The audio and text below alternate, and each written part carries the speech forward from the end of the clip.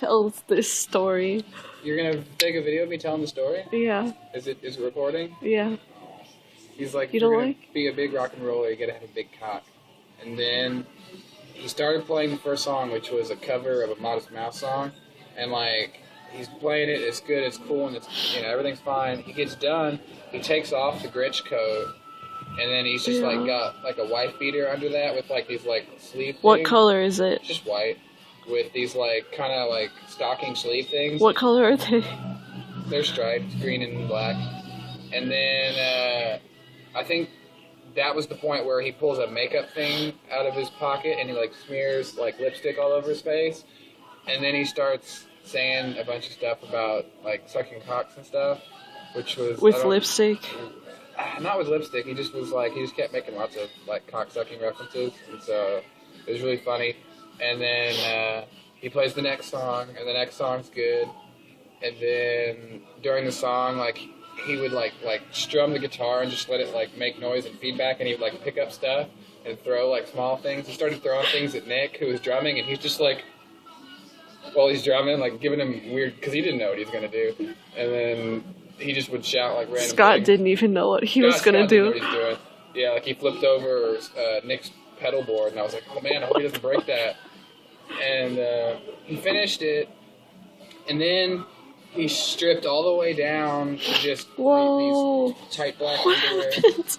What? It zoomed all the way in. Oh, don't do that. You were so big. That's what she said. He stripped down to just tight black underwear and his little wife beater thing, and Like tidy blackies? like tidy whities but black, tidy blackies. Is that what you just said? Yeah, Yeah. that doesn't sound nice. That doesn't sound nice, but it was hilarious. And then he played his last song, and continued doing his little rocking thing, and like he kind of would walk as far as his cable would allow him to, like out towards the audience doing his thing. And then he got done, and he took off his guitar and sat down, and like it's over. But then the bartender was like, and of course he'd played all covers. The bartender was like, "Play rock and roll, asshole." Really? Yeah.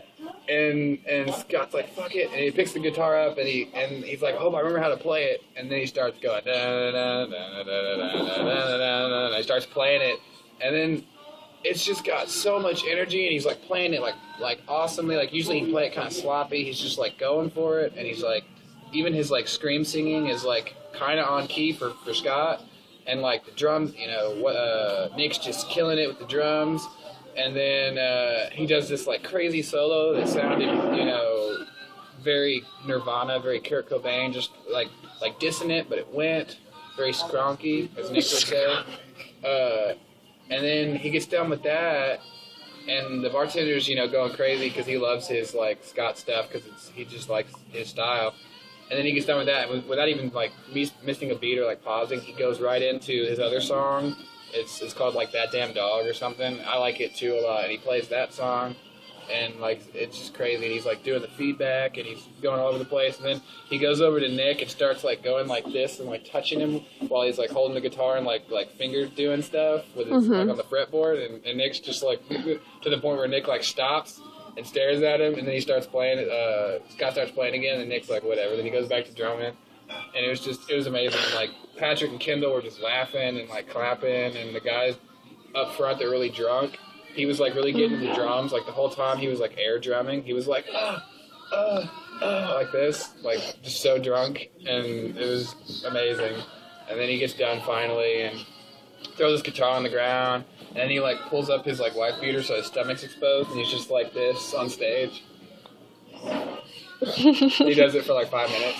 And then it's over, and then everyone cheers, and then the bartender went over and was like, "I love your stuff, man. It's so much energy. It's so cool."